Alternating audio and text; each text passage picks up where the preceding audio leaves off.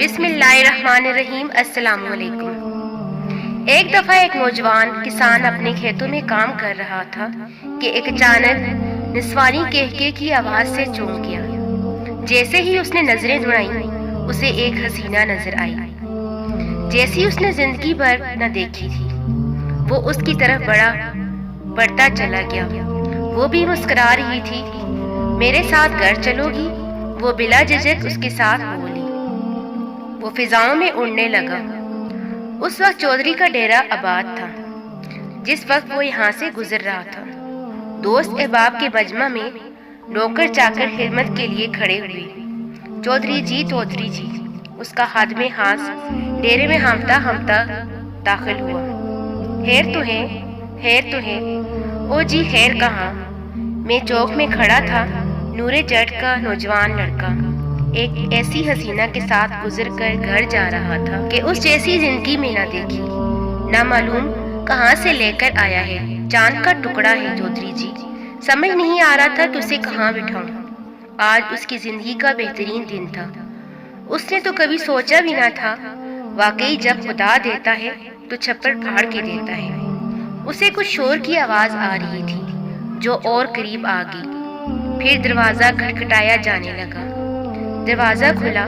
چودھری ہکا بکا رہ گیا اور بے اختیار اس حسینہ کی طرف بڑھا۔ نوجوان جٹ ایک کہانی دیوار کی طرح اس کے راستے میں حائل ہو گیا۔ تم میری لاش پر سے ہی گزر کر اس تک پہنچ پاؤ گے۔ تم اس کے قابل نہیں، نہ یہ گھر اس کے قابل ہے۔ یہ میری حویلی میں رہے گی۔ نوکرانیاں، راحت، آرام، عزت اسے وہاں ملے گی۔ نہیں، یہ فیصلہ جج کی عدالت میں کیا جائے گا۔ عدالت پورے جوبن پر تھی۔ سائل، مدعی، وکلا، اہلکار، عملہ سب موجود تھے۔ جج صاحب اپنی مسند حاض پر رونق افروز۔ جج صاحب نے نظر اٹھائی۔ اسے اپنی نظروں پر یقین نہیں آ رہا تھا۔ اس نے عینک اتار کر صاف کی اور دوبارہ دیکھا۔ واقعی وہ حور اس کے سامنے کھڑی تھی۔ بولا، ارے یہ منہ اور مسور کی دال، اپنی اوقات دیکھو اور اس کا حسن۔ یہ تم دونوں کے لائق نہیں۔ میرے پاس مال و دولت ہے، عہدہ ہے، بنگلے ہیں، گاڑیاں ہیں، نوکر چاکر، معاشرے میں ایک حیثیت ہے۔ یہ میرے لائق ہے۔ چلو نکلو تم دونوں اور اس کو یہیں رہنے دو۔ وہ ہکے بکے رہ گئے۔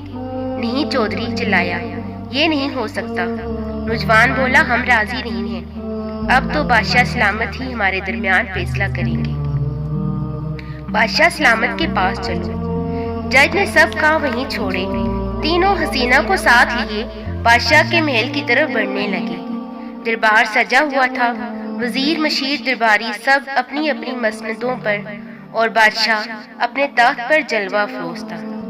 اس کے سر پر رکھے ہوئے تاج کے موتیوں سے سارا دربار جگمگا رہا تھا اور وہ خود بھی حسن کا کرشمہ تھا۔ دربان 3 اشخاص اور ایک حسینہ کو لا کر بادشاہ کے سامنے پیش کرتا ہے۔ بادشاہ سلامت نے نظر اٹھائی تو دیکھتا کا دیکھتا ہی رہ گیا۔ ایسی حسینہ اور میری سلطنت میں؟ اس نے حکم دیا کہ ان تینوں کو ایک طرف لے جاؤ اور حسینہ کو میرے محل میں لے جاؤ۔ جج صاحب نے کچھ بولنے کی کوشش کی تو بادشاہ سلامت نے ایک طرف دیکھا۔ 3 ہٹے کٹے دربان آگے بڑھے اور تینوں خاموشی سے ایک طرف کو ہو گئی۔ وہ حسینہ جو اب تک خاموش تھی، اس نے خاموشی کو توڑا اور بولی، فیصلہ میں کروں گی۔ تم چاروں میرے پیچھے دوڑو۔ جو مجھے پکڑے گا میں اسی کی۔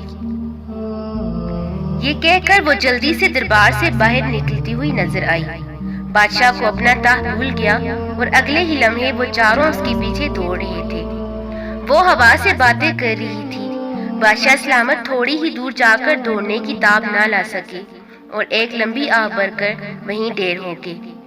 جج صاحب بھی زیادہ دیر پیچھا نہ کر سکے اور ان چودھری رحمت ہمت ہارنے والے تو نہ تھے، لیکن آخر کب تک؟ اب وہ تھی اور نوجوان تھا جو کہ ہر لمحے اس کے قریب سے قریب تر ہوتا جا رہا تھا۔ مگر یہ کیا؟ راستے کے ایک پتھر سے وہ ایسا ٹکرایا کہ منہ کے بل گرا اور اس کے منہ سے ایک دل خراش چیخ بلند ہوئی جو کہ حسینہ کے کہکہوں میں دب گئی۔ آؤ میرے عاشقوں، میرے پیچھے آؤ۔ तुम मुझे कभी नहीं पा सकते। और वाकई उसे कोई ना पा सका कि वो देखने में तो हसीना थी, हूर के हुस्न वाली थी, दिल फरेब थी, अक्ल को मेव करने वाली थी, लेकिन हकीकत में वो दुनिया थी और उसके पीछे ढूंढने वालों का यही अंजाम होता है।